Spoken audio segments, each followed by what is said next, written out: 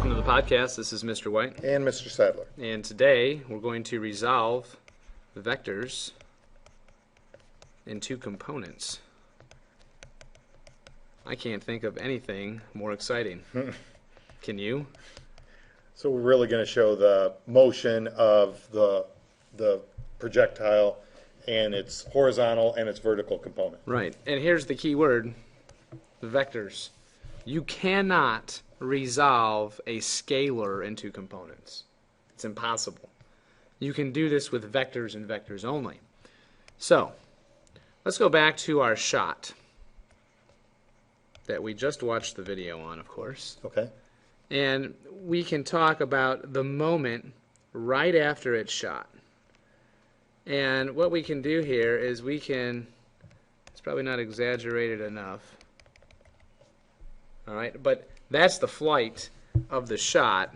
So remember, this was launch angle 0. Perfectly horizontal. Right? Mm-hmm. So at the beginning, at the first moment, even before gravity grabs a hold of it, which I know that's impossible, how is it moving at the very beginning? Horizontally.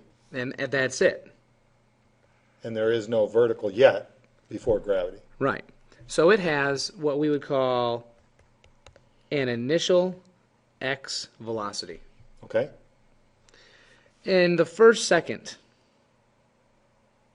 oh, wanted to draw it like that. In the first second, what's true about its x velocity? It's exactly the same. Because, as we discussed before, the only way things change, a body in motion tends to remain in motion.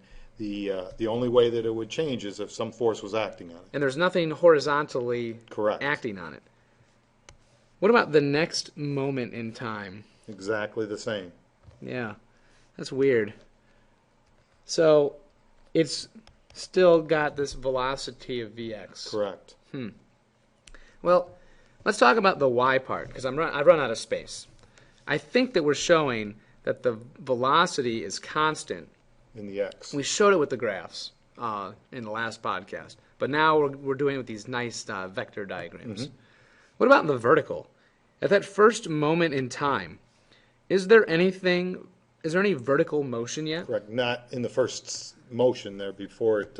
Right. We'll call this falling. time 0. Okay. Right. But in the next moment in time at t is 1 second. Right. Gravity is going to affect it. And it's going to have affected it a lot.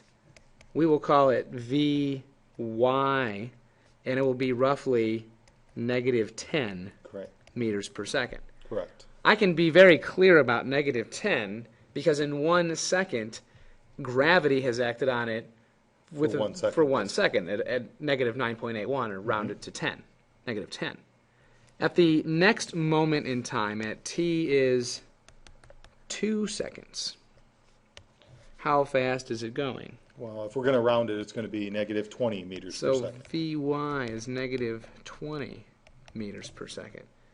And what we see is that it seems to take a more vertical path because it's accelerating negatively.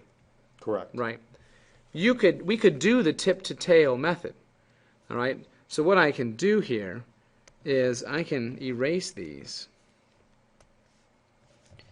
And I can show, I wanted to erase the whole thing. There we go.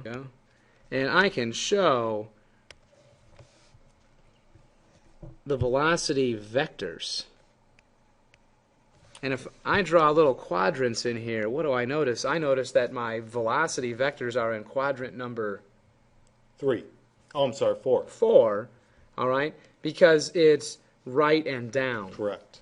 And I can do the same thing here, and it's an even more extreme angle because it has sped up so much negatively.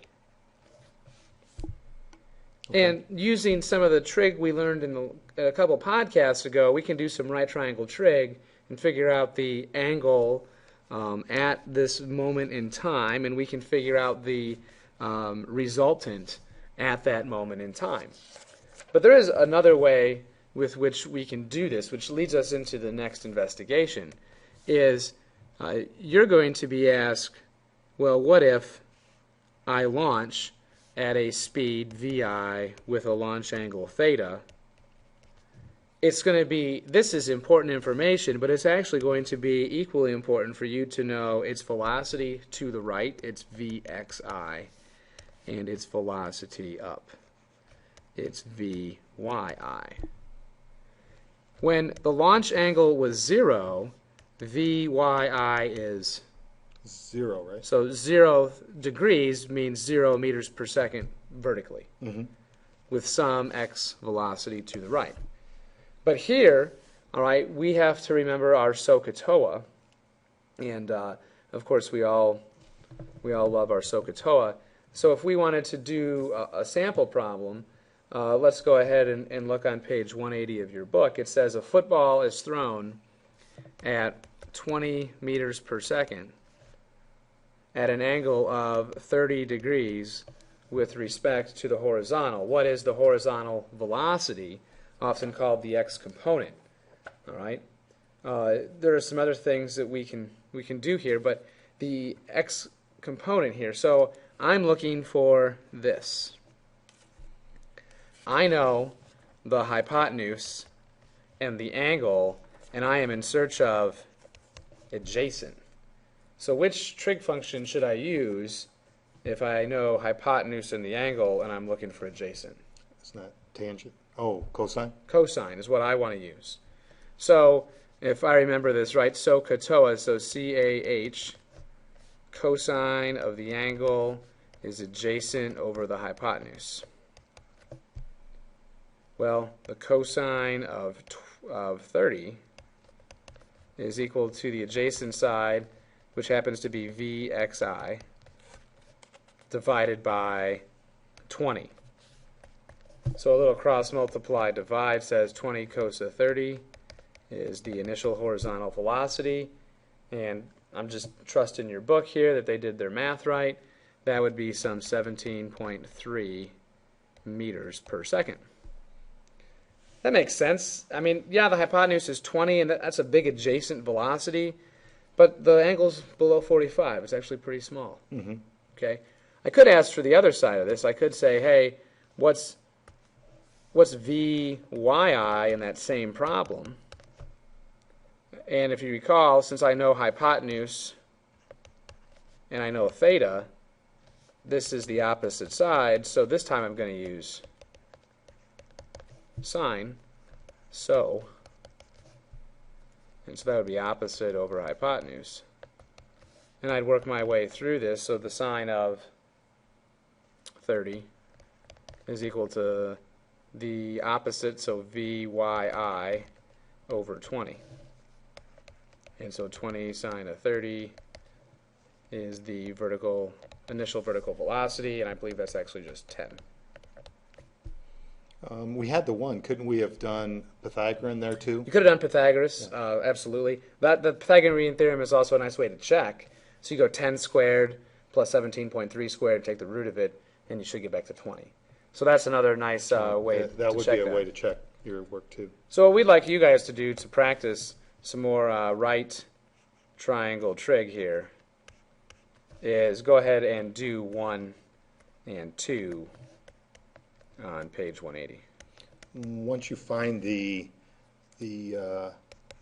horizontal velocity, should we mention again that it should be the same for every second then too? Right. So even if we were to, so we go back here, even if we launch here, okay, if we continue to draw the path out, at any one moment in time, the length of that arrow should be the same because there's nothing speeding it up or slowing it down.